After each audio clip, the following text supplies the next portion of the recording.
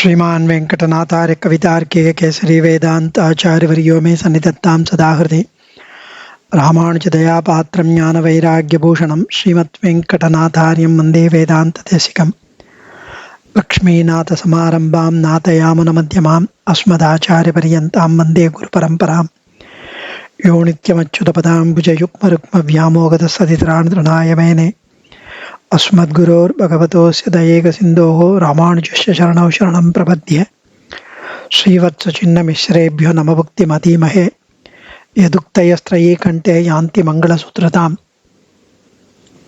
சுவாமி ஸ்ரீ குரத்தாழ்வானுடைய ஸ்ரீ வரதராஜ ஸ்தவம் அனுபவிச்சுட்டு இருக்கோம். பஞ்சஸ்தவம்னு 5 ஸ்தவத்தில் கடைசி ஸ்தவம் ஸ்ரீ வரதராஜ ஸ்தவம்.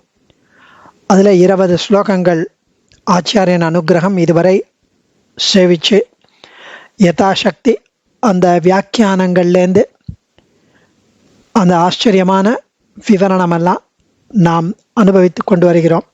ஏதோ அடியனுடைய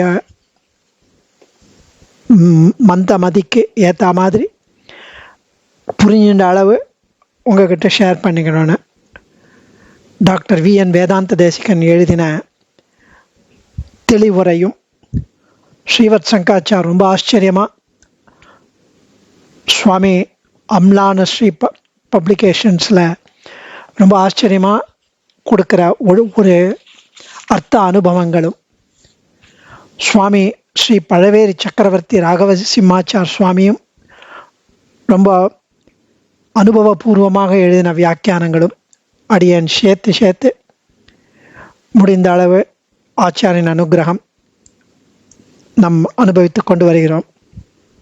இன்னைக்கு 21வது ஸ்லோகம். அதாவது இதுவரையில் 20 ஸ்லோகம் ஆயிருக்கு. முதல் 10 ஸ்லோகத்தில் சுவாமி நாரசப்த அர்த்தமாக கரிகிரி அந்த மலையோட பெருமைகளை பற்றி தெரிவித்தார். அதாவது இதுவரையிலும் துவய அர்த்த அனுசந்தான முறைப்படி முதலில் உள்ள ஸ்ரீமத் என்ற பதத்தின் பொருளாய் ஸ்ரீநிதிம் என்று விளக்கி அருளினார். முதல் 10 ஸ்லோகங்களால் நாரசப்தார்த்தமாக கரிகிரி மலை, அத்திகிரி மலை, அந்த மலையோட பெருமையை தெரிவித்தார் முதல் 10 ஸ்லோகத்தில். அடுத்த 10 ஸ்லோகங்களில் நாராயண சப்தத்தில் குணங்கள் நமக்கு ரொம்ப முக்கியம். அவர் குணங்கள் ஆச்சரியமான குணங்கள், ஷட்குணம், ஞானபல, ஐஸ்வர்ய, வீரிய, சக்தி, தேஜஸ் ஆகிய பகவான் என்பதற்கான குணங்களும், சௌசீல்ய, வாத்சல்யம், சுவாமித்வம், இந்த மாதிரி நமக்கு ஆஸ்ரிதர்களுக்கு ரட்சணத்துக்காக ஏற்படக்கூடிய குணங்களும், இதை முக்கியமாக கொள்வது ஆச்சாரியர்கள் சான்றோர்கள் மரபு. அதன்படி குணங்களை இந்த போன 10 ஸ்லோகத்தில் 11லேருந்து 20 வரைக்கும் குணங்களை பற்றி விவரித்து அருளினார் ஆழ்வான். இனிமே வரப்போற 33 ஸ்லோகங்களில் திவ்யமங்கள விக்கிரகமும் அந்த நாராயண சப்தார்த்தம். குணங்கள் எப்படியோ அது மாதிரி திவ்யமங்கள விக்கிரகம், அந்த அவருடைய அந்த விக்கிரகத்துவ அந்த ரூபத்துடைய அழகு, லாவண்யம், சௌந்தர்யம், அவயவ அழகு, அது பரமபோக்கியமாக இருக்கும் அந்த திவ்யமங்கள விக்கிரகம். அதை பற்றி அதுவும் நாராயண சப்தார்த்தம் என்பதால் அதை பற்றி மேலே 33 ஸ்லோகங்களில் தேவாதிராஜனின் திருமேனியை நிதானமாக வர்ணிக்கப் போகிறார். நம்ம ரொம்ப ஆச்சரியமாக அதை அனுபவிச்சு ஆழங்கால் படனும் ஆழ்வான் அனுபவித்ததில் ஒரு 1 மில்லியன்த் இம்மி அளவு பண்ணால் கூட நமக்கு அது பரம போக்கியம். அதற்கு அந்த 33 ஸ்லோகத்துக்கு முன்னுரை போல ஒரு 4 ஸ்லோகங்களால் அந்த திருமேனியுடைய டோட்டாலிட்டி, அந்த சமுதாய சோபை, அந்த லாவண்யம், அதை அனுபவிக்க போகிறார், வர்ணிக்கிறார். அதுக்கப்புறம் திருமுடியிலேருந்து திருவடி வரைக்கும் திருமேனியின் ஒவ்வொரு அவயவத்தையும் விரிவாக அனுபவிக்கலாம். ஆழ்வானுடைய அனுபவத்தின்படி நாம் அனுபவிக்க போகிறோம். இதை சொல்லும்போதே, படிக்கும்போதே, சேவிக்கும் போதே நமக்கு அவ்வளோ எக்ஸைட்மெண்ட், அவ்வளவு ஆச்சரியமாக. பல நாள் பட்னி கிடந்த ஒருவன் அவன் முன்னே அப்படி பஞ்சபக்ஷ பரமான்னங்கள், அறுசுவைகளுடன் கூடிய இனிய உணவு வகைகள் இருந்தா அதுக்கு உண்பதற்கு எந்த தடையும் இல்லை.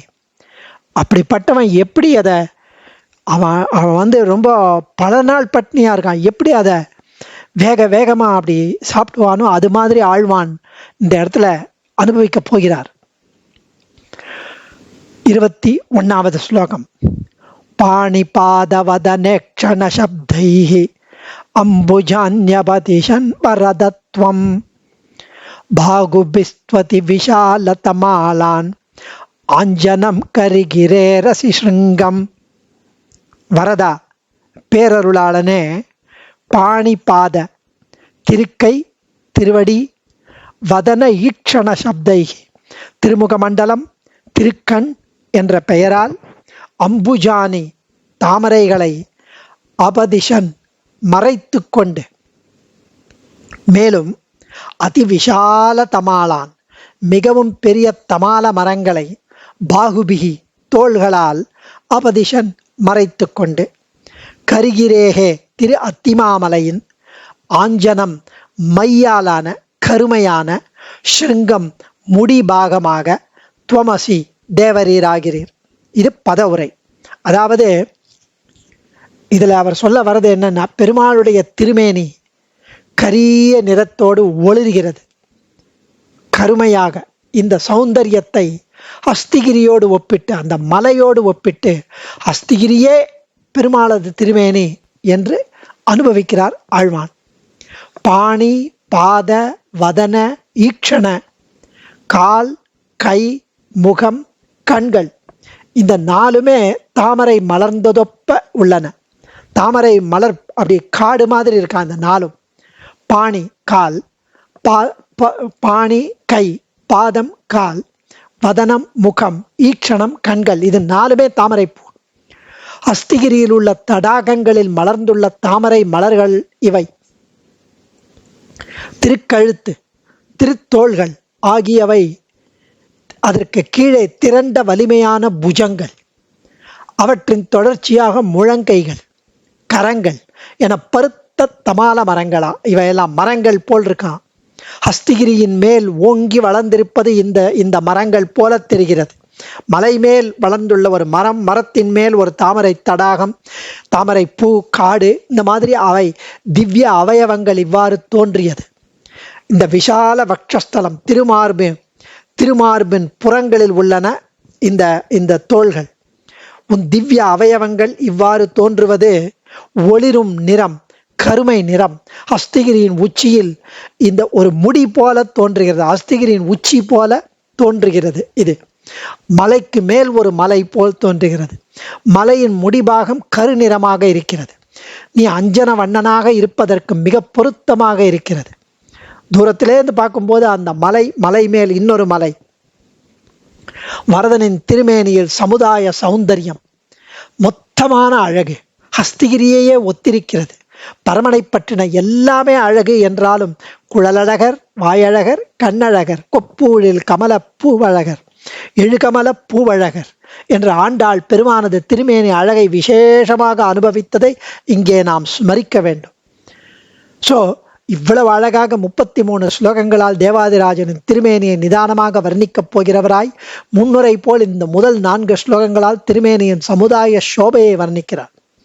திருமுடி முதல் திருவடி வரை திருமேனியின் ஒவ்வொரு அவயவத்தையும் விரிவான அனுபவம் ஆழ்வான் செய்ய போகிறார். தேவர்பிரான் அத்திமாமலையின் ஒரு கொடி முடி போன்றவர். மலை தூரத்திலிருந்து பார்த்தால் கருமையாயிருக்கும், மலை தூரத்திலிருந்து. இவரும் கருமையாய் உள்ளார். மலையின் உச்சியில் தடாகம் இருக்கும், அதில் தாமரைகள் நிறைய பூத்திருக்கும். அதே போல இவர் திருக்கை, திருவடி, திருமுக மண்டலம், திருக்கண் எல்லாம் தாமரைகள். கைவண்ணம் தாமரை, வாய் கமலம் போலும், கண்ணினையும் அரவந்தம், அடியும் அக்தே என்று திருமங்கை வண்ணனின் அனுபவத்தை ஒட்டியது ஆழ்வானின் அனுபவம். பச்சிலை மரங்கள் மலை முகட்டில் இருக்குமே, அதே போல கற்பக காவென, கற்பக மரமென நற்பல தோள்கள் பெற்ற பெருமான் அடிவிடியால் அதுவும் குறைவில்லை. அந்த மரங்கள் கற்பக மரங்கள் போல அன்ற தோள்களும் அந்த அகன்ற மார்பும் ஆக இவரே ஒரு மலையின் சிகரம் என்று உருவகப்படுத்தினார். இது கற்பக காவென நற்பல தோள்கள் பெற்ற பெருமான். அதனால் அப்படி வாரி வழங்கும் வள்ளல். இப்படி ஆச்சரியமா வரதா வரதனே அத்திகிரி உருவாய் இருக்கிறாயே, மை நிறம் தடாகத்தில் தாமரை மலர்கள், பெருமாளின் திருக்கையும் திருவடியும் திருமுகமும் திருக்கண்களும் தமால மரங்களும் வரதனின் தோள்களாக இப்படி ஒரு உருவகம் பொருத்தம். உன் திருக்கை திருவடி திருமுகம் திரு கண்கள் ஆகிய திருநாமங்கள் மூலம் தாமரை மலர்களை மறைத்து கொண்டிருக்கிறாய். நீ பெரிய அகன்ற தமால மரங்களை மறைத்து கொண்டிருக்கிறாய் உன் புஜங்களால். ஆக மொத்தமாக நீ அஸ்திகிரிக்கு முடிபாகம். நீ மை நிறமாக இருப்பது பொருத்தமாகத்தான் இருக்கிறது. மலை முகடு மை நிறமான அஞ்சனம், அதாவது நீ. சோ இப்படி ஆச்சரியமாக சுவாமி அனுபவிக்கிறார். அதாவது கொஞ்ச நாள் முன்னாடி கருட சேவை சேவிச்சோம். அந்த காஞ்சி கருட சேவை என்பது தொண்டை நாட்டார் எல்லாரும் பக்தியோடு சேவிக்கிற ஒரு பெருவிழா. ஒரு சுவாமி இருந்தாராம், தொட்டை ஆச்சாரியார் அப்படின்னு, ஒரு 500 வருஷத்துக்கு முன்னாடி. அவர் காஞ்சிபுரத்துக்கு சென்று இந்த கருட சேவையை ஒவ்வொரு வருஷமும் அனுபவிப்பது வழக்கம். ரொம்ப வயசாயிடுத்து, முதுமையால் ஒரு முறை இதை சேவிக்க முடியாமல் சோழசிம்மபுரத்தில் தக்கான் குளக்கரையில் நீராடி கருட சேவை காட்சியை இழந்தேனேன்னு அழுது மனம் வெதும்பி இம்மகான் காஞ்சி தேவராஜனை குறித்து பாடிய 5 பாடல்கள் தேவராஜ பஞ்சகம்னு ரொம்ப பிரசித்தமானவை. அவருடைய அந்த கருட சேவையை நினைச்சு அழறார். அப்போ இம்மகானுடைய பக்தி சிறப்பை உலகுக்கு வெளியிடுவதற்காக தேவாதிராஜன் சோழசிம்மபுரத்திற்கு கருடாரூடராய் எழுந்தருளி மடுக்கரைக்கு கஜேந்திர ஆழ்வானுக்காக வைகுந்தத்திலிருந்து கருடன் மேல வந்தது போல இங்கும் இவருக்காக சேவை சாதித்தாராம். எவ்வளவு ஆச்சரியமா! பக்தர்களுக்காக இப்படி இன்றும் மகாச்சாரியரின் பிரபாவத்தால் அன்று அருகில் இருந்த அடியார்களுக்கும் அந்த கருட சேவை இந்த குளக்கரையில் நடந்தது. அதற்கு சான்றாக சோழசிம்மபுரத்தில் இன்றளவும் தொட்டையாச்சாரியர் சேவை என்று தக்கான் குளக்கரையில், அதனால சோழசிம்மபுரத்தில் வரதராஜர் கோயிலே ஒன்று அமைந்துள்ளது. அதில் காஞ்சி தேவாதிராஜன் கருடாரூடராய் சேவை சாதிப்பதை இன்றும் சேவிக்கலாம். அதனால இந்த நிகழ்ச்சியை நினைவுற இன்றும் காஞ்சி வைகாசி கருடோத்சவத்து அன்னைக்கு கடிகை எம்பெருமானான அக்காரக்கனிக்கு கருட வாகனத்தில் புறப்பாடாகிறது. புறப்பாடு நடந்ததும் தொட்டையாச்சாரிய சுவாமிக்கு அருளப்பாடு, திருப்பரிவட்டம், திருமாலை, ஸ்ரீ சடகோபம் சாதிப்பது முதலான மரியாதைகள் நடைபெறுகிறது. இப்படி காஞ்சி பெருமான் இவருக்காக தனியாக இந்த ஊரில் எழுந்தருளி அன்று சேவை சாதித்தது.